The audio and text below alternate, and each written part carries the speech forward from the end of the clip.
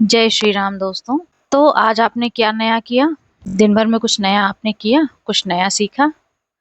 मैं पूरे यकीन के साथ कह सकती हूँ कि आपने आज कुछ भी नया नहीं किया होगा। बस वही रूटीन वर्क और इसके बाद मोबाइल लेके बैठ गए होंगे। कुछ नया सीखना और करना हमने तो छोड़ ही दिया है। सिर्फ आपकी ही ये समस्या नहीं है, सबकी यही हाल है। कोई भी पर्सन कुछ नया कर ही नहीं रहा है हमारी सोसाइटी में।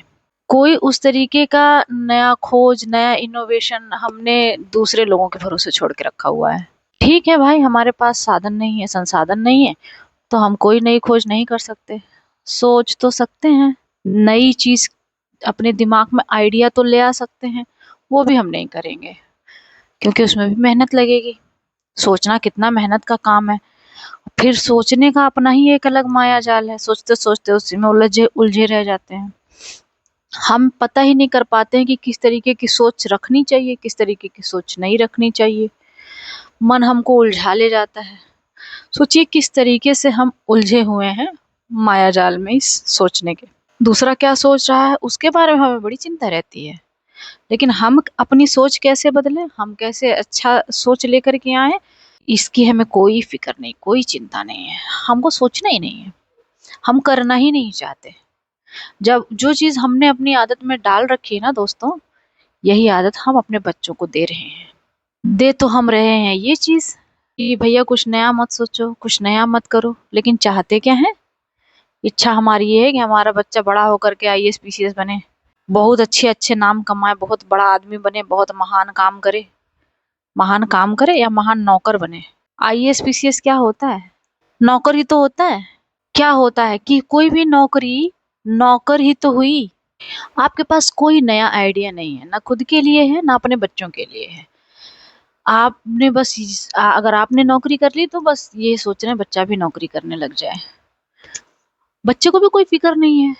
जब आपने सिर्फ और सिर्फ उसके लिए एक ही दरवाजा खोल करके रखा है ना, अगर उसे नहीं पसंद होगा वो नहीं जाएगा उस रास्ते। आपने न खुद को अलग अलग तरीके से सोचने का कोशिश किया और ना ही वो बच्चे को दे रहे हैं ये चीज।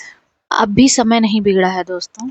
शुरू कीजिए, सोचना शुरू कीजिए, समझना शुरू कीजिए। क्या चीज़ आपके लिए सही है, क्या चीज़ समाज के लिए सही है। जो चीज़ इन दोनों के लिए सही होगी वही आपके बच्चे के लिए सही होगी। ये गणित भूत भविष्य वर्तमान हमेशा सही और सटीक बैठता है।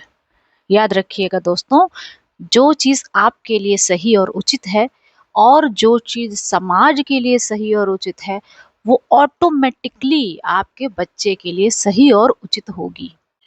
तो ऐसे आलसी की तरह से ना दिमाग को भी आलसी मत बनाइए। शरीर को तो हम जैसे तैसे अपना निभा लेंगे दवाई खा करके और वो सब करके, लेकिन एक बार दिमाग आलसी हो गया ना, तो वो चीज़ हमारे धीरे धीरे जीन्स में चली जाती है और फिर हम बच्चों को चाह करके भी नहीं सुधार पाएंगे दोस्तों। अपनी आने वाली पीढ़ी को हम क्या दे करके जाना चाहते हैं ये हम खुद तय करते हैं। तो चलिए आज से ही शुरू करते हैं। सबसे पहली शुरुआत, क्या सही है और क्या गलत है इस चीज़ का हम स्वयं के लिए निर्णय लें। जब हम खुद इस तरीके से निर्णय लेने में सक्षम हो जाएंगे, समर्थ हो जाएंगे, तभी ये चीज़ हम बच्चों में पास आउट कर पाएंगे कि बच्चे कैसे सही निर्णय लें, कैसे गलत निर्णय लेने से बचें।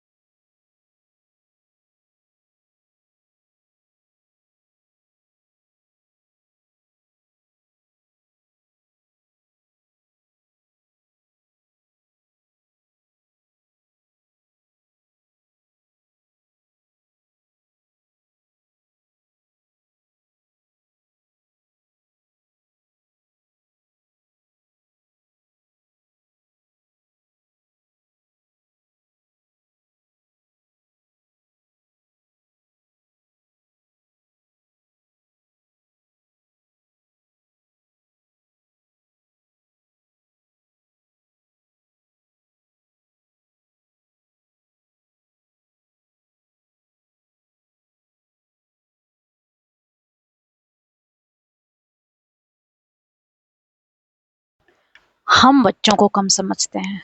हमको लगता है कि वो अभी इतने मैच्योर नहीं हुए हैं कि ये सारी बातों को वो समझ सकें। ये वास्तव में हमारी प्रॉब्लम है, बच्चों की प्रॉब्लम नहीं है। बच्चे बहुत समझदार होते हैं, हम उनको नासमझ समझते हैं। वास्तव में नासमझ बच्चे नहीं होते, हम होते हैं। जितने लेवल तक समझदारी उनको होनी चाहिए ना, वो उनको रहती है। दोस्तों यकीन जानिए, वो उनको रहती है, पूरी तरीके से रहती है। और जैसे-जैसे वो बड़े होते हैं, उनकी ये समझदारी और बढ़ती ही है, घटती नहीं है।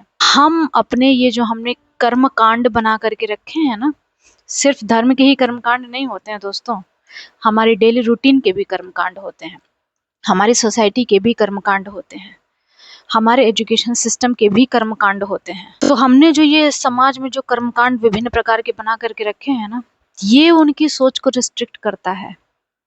ये उनको उनके सोचने और समझने की क्षमता को सीमित कर देता है, क्योंकि हम उनको हर वक्त टोकते रहते हैं, ये काम ऐसे नहीं ऐसे ऐसे होता है, ये काम ऐसे नहीं ऐसे होता है, उस काम को ऐसे करो। वो अलग तरीके से कर सकते हैं उस चीज को, बट हम उन्हें मौका ही नहीं देते हैं दोस्तों। हम चाहते हैं कि जैसे हम बता रहे हैं वैसे ही वो करें। बताइए हम कितना बड़ा धोखा देते हैं खुद को और अपने बच्चों को। बस यही धोखा देना ही बंद करना है। ये तो बहुत बड़ा काम नहीं है। अपने बच्चों को सिर्फ वहां पे टोकिए जहां पे आपको लगे कि इससे उनका कुछ बहुत बड़ा शारीरिक या मानसिक नुकसान हो सकता है। अन्यथा उन्हें अपनी जिंदगी, अपने काम अपने तरीके से करने की आजादी तो मिलनी ही चाहिए दोस्तों। पूरी नहीं तो थोड़ी तो आजादी मिलनी ही चाहिए।